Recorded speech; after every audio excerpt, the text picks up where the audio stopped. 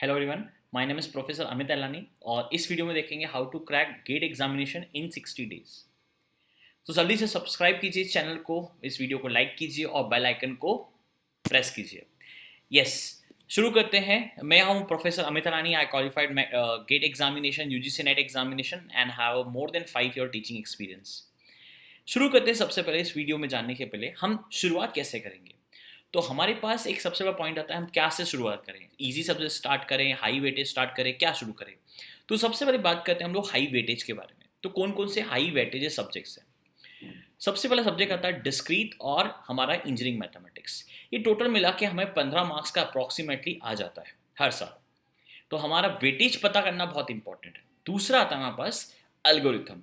Now algorithm will be takes around 8 marks every year. Programming and data structure ये हमें देता है। Programming हमें आ जाएगा 4 to 6 मार्क्स का और डेटा स्ट्रक्चर हमारे पास आता है 8 मार्क्स का। नेक्स्ट आता है COA, that is called 10 marks question, 10 marks का गारंटी आता है। And next is the DBMS. DBMS in comes in a picture around 8 marks. Next आता है ऑपरेटिंग सिस्टम। ये भी हमारा हाई वेटेज सब्जेक्ट है, जो भी हमारा 8 to 9 मार्क्स का एवरी ईयर आता है। तो अभी हमें पता चल गया कि हाई वेटेज कौन से हैं, तो हमें कैसे शुरू करना है। तो सबसे पहला पॉइंट आता है दिमाग में आता है कि सर हम शुरू कैसे करें, क्या पूरा सब्जेक्ट पढ़ें या चैप्टर वाइज पढ़ना स्टार्ट करें या सब्जेक्ट के चैप्टर स्टार्ट करें। तो मैं आपको बताऊंगा हमें इंपॉर्टेंट चैप्टर्स पता करने पड़ेंगे और इस वीडियो में आपको बताऊंगा इंपॉर्टेंट चैप्टर कौन कौन से हैं। सबसे पहला सब्जेक्ट आता है computer network. Computer network basically इसमें सबसे ज़्यादा इंपॉर्टेंट जो चैप्टर आता है वो आता है आईपी एड्रेसिंग का। हर साल 2 मार्क्स का क्वेश्चन गारंटी आता है। फ्रेगमेंटेशन से भी 2 मार्क्स के क्वेश्चन आता है हमेशा। Transport layer and the routing algorithm, यहाँ से भी क्वेश्चंस पूछे जाते हैं। तो ये वो एरिया है जहां हमें फोकस करना है। नेक्स्ट हमारे सामने आता है डिजिटल लॉजिक। डिजिटल लॉजिक में काफ़ी कम वेटेज का होता है, लेकिन मैं यहाँ पे फिर भी कहूँगा कि बूलियन अलजेब्रा, नंबर सिस्टम और अर्थमेटिक कंप्यूटेशन, यहाँ से क्वेश्चंस निकल के आता है। ये टॉपिक हमें कवर करने पड़ेंगे। नेक्स्ट आता है CO subject. CO is very high weightage subjects. तो ये हमारा जो हाई वेटेज सब्जेक्ट्स है, इसमें से हमें गारंटी हमें फोकस करना पड़ेगा एड्रेसिंग मोड को, जो गारंटी 2 मार्क्स का आता है। पाइपलाइनिंग 4 मार्क्स का आता है और मेमोरी से भी, सीपीयू हायरार्किकल मेमोरी से भी 4 मार्क्स के डेफिनेटली आता है। तो ये वो एरिया है जहाँ पे हमें ज़्यादा फोकस करना है। नेक्स्ट सब्जेक्ट आता है हमारे पास डेटा स्ट्रक्चर और प्रोग्रामिंग। प्रोग्रामिंग हम सभी जानते हैं, सी प्रोग्रामिंग 4 मार्क्स का हर साल आता है और डेटा स्ट्रक्चर में ये ऐसे टॉपिक्स हैं जहाँ से क्वेश्चंस ज़्यादा आते हैं। तो ये टॉपिक्स हमें ज़्यादा फोकस करने हैं, राइट। नेक्स्ट आता है algorithm. Algorithm is one of the important topic जिसको हम बोल सकते हैं हाई वेटेज टॉपिक में से आता है। अब हाई वेटेज में से searching, sorting, hashing, asymptotic notation, divide and conquer, dynamic programming, spanning tree, greedy, ये एक एरिया है जहां से क्वेश्चंस बनते हैं। तो ये चैप्टर्स को आपको ज़्यादा फोकस करना है। नेक्स्ट आता है TOC. TOC is also one of the important subjects. यहाँ पे मैं कहूँगा रेगुलर एक्सप्रेशन से गारंटी 2 मार्क्स का क्वेश्चन मिलेगा आपको, फाइनल ऑटोमेटा से मिलेगा, सीएफएल से भी मिलेगा और ट्यूरिंग मशीन अनडिसाइबिलिटी, यहाँ से क्वेश्चंस गारंटीड आते हैं। तो इन एरिया को हमेशा प्रिपेयर करके रखिए। नेक्स्ट कंपाइलर काफ़ी कम वेटेज का होता है, इसलिए मैं कहूँगा लेक्सिकल एनालिसिस, पार्सिंग और सिंटेक्स एनालिसिस पे ही फोकस करेंगे तो ही चलेगा। Next operating system. Operating system थोड़ा ज़्यादा हाई वेटेज सब्जेक्ट्स है क्योंकि 8 to 10 मार्क्स का आता है। सीपीयू शेड्यूलिंग एक क्वेश्चन गारंटी न्यूमेरिकल पूछ जाते हैं। प्रोसेसर से आता है, थ्रेड सिंक्रोनाइजेशन से 4 मार्क्स का आता है, डेडलॉक 1 मार्क्स और मेमोरी मैनेजमेंट 2 to 4 मार्क्स के क्वेश्चंस आते हैं यहाँ पे। तो इन टॉपिक को हमें छोड़ना नहीं है। नेक्स्ट आता है डीबीएमएस। डीबीएमएस में ER model, SQL, concurrent programming, concurrency, transitions, normal form, algebra, ये ऐसे पोर्शन है जो आपको कवर करना ही है आपको, right. So that is our important topic, high weightage. Engineering mathematics, इसमें आपको डिस्क्रीट में कॉम्बिनेट्रिक्स, प्रोबेबिलिटी, स्टैटिस्टिक्स और हमारा बेसिक मैथमेटिक्स जो आता है, इसको आप हमेशा कवर कीजिए क्योंकि ये हमारा पोर्शन ज़्यादा वेटेज का है। और उसके बाद आता है हमारे पास एप्टीट्यूड। एप्टीट्यूड के लिए आपको सभी को पता है 15 मार्क्स का आता है। इसको प्रिपेयर करने की आपको छोटी सी ट्रिक बताता हूँ। इसको प्रिपेयर करने के लिए जितने भी पुराने पेपर्स आए हैं उसको फोकस कीजिए, राइट। उन सारे पेपर्स में देखिए कि एप्टीट्यूड में कौन सा पोर्शन रेगुलरली पूछाता है, तो आपको एक एनालिसिस आ जाएगा कि कैसे आपको प्रिपेयर करना है। एप्टीट्यूड काफ़ी सिंपल होता है, 15 मार्क्स गारंटी आपको मिलेगा।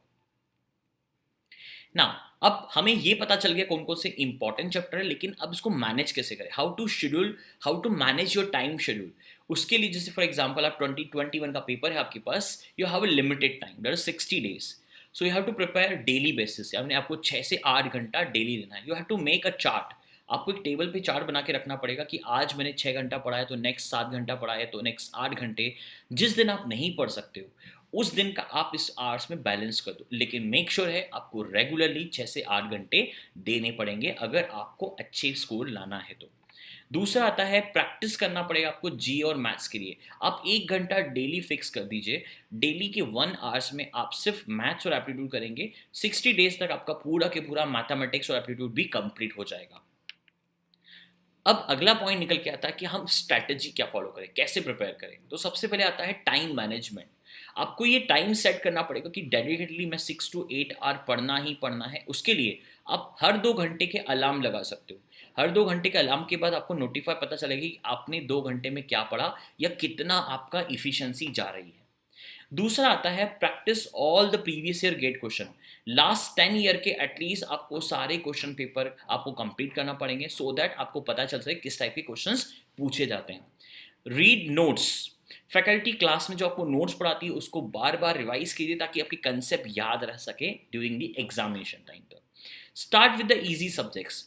अब सबसे बड़ा पॉइंट निकल के आता है सर मैं कौन सा स्टार्ट करूं। अगर मैं, हो सकता है मैंने टफ सब्जेक्ट स्टार्ट किया, हो सकता है मेरे दिन ज़्यादा निकल जाएंगे तो आपको थोड़ा सा टेंशन हो सकता है। इसलिए मैं आपको सजेस्ट करूंगा always start with the easy subject. जैसे आपको सब्जेक्ट ओएस अच्छा लगता है तो ओएस पढ़ना स्टार्ट कीजिए, यानी कि जो सब्जेक्ट आपको सिंपल लगता है आप उसमें टाइम दीजिए, ना कि हार्ड सब्जेक्ट को पहले स्टार्ट कीजिए।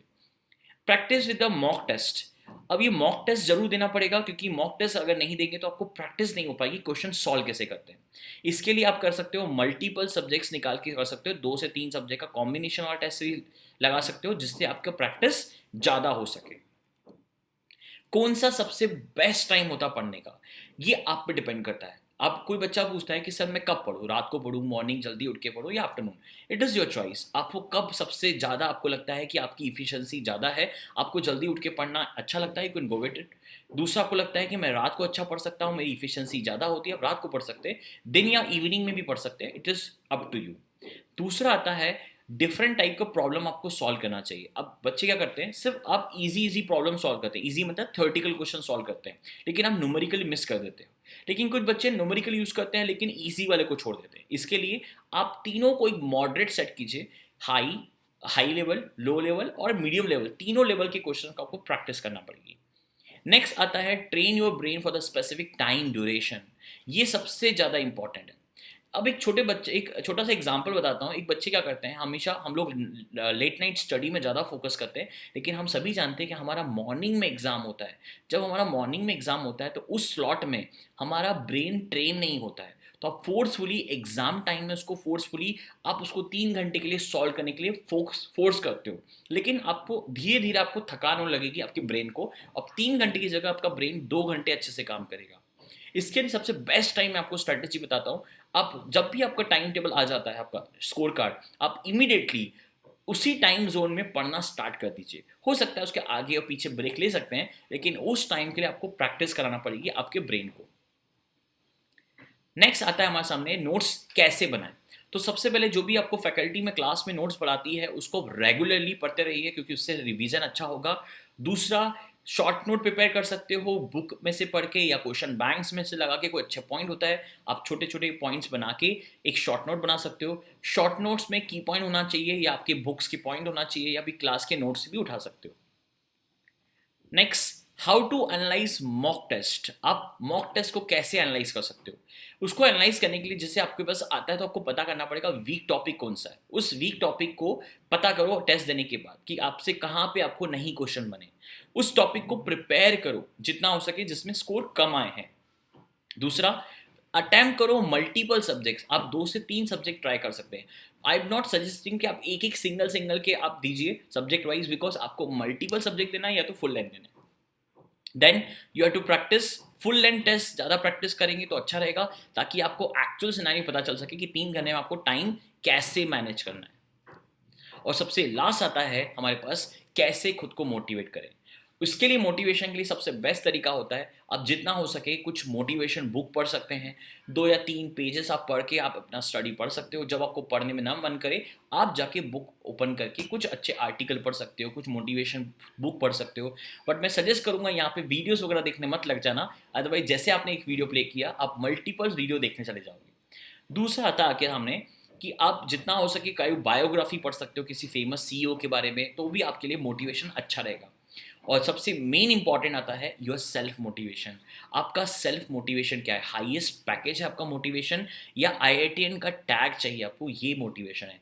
अगर आपका मोटिवेशन बहुत अच्छा है तो आपको मोटिवेट हमेशा बने रहोगे।